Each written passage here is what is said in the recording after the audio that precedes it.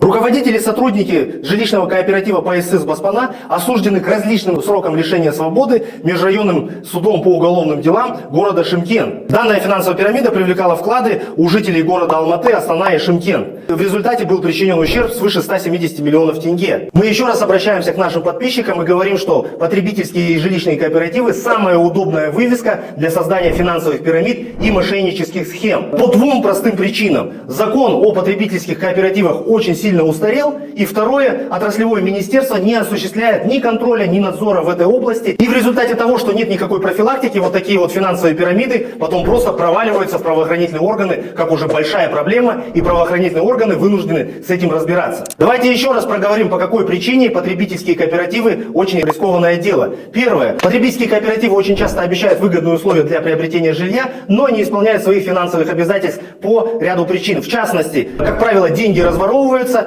то есть вкладчики вносят туда миллионами в течение нескольких лет, а деньги просто выводятся не на покупку жилья, а на свои карманные расходы, поездки за границу, покупки квартир, машин и так далее. Кроме того, менеджмент таких кооперативов очень часто обещает льготные условия для приобретения жилья, которые он просто выполнить не в состоянии. А также мы видим, что очень часто вот вкладчиков вот таких вот кооперативов не оформляют должным образом в качестве членов кооперативов, и такие вкладчики просто не знают своих прав. Такие вкладчики не значатся в качестве членов кооперативов, не владеют никакой финансовой информацией о том, каким образом расходуются деньги кооператива, не проводятся должным образом ревизии или аудит, и, конечно же, эти финансовые потоки остаются бесконтрольны. Также вы можете изучить черный список финансовых пирамид Агентства по финансовому мониторингу. В этом списке на данный момент значится 13 таких вот жилищных и потребительских кооперативов. Кроме того, в новостях мы еще нашли свыше десятка упоминаний о потребительских кооперативах, по которым состоялись приговоры суда, и где миллиарды денег были просто похищены, а вкладчики сейчас оббивают пороги судов и правоохранительных органов,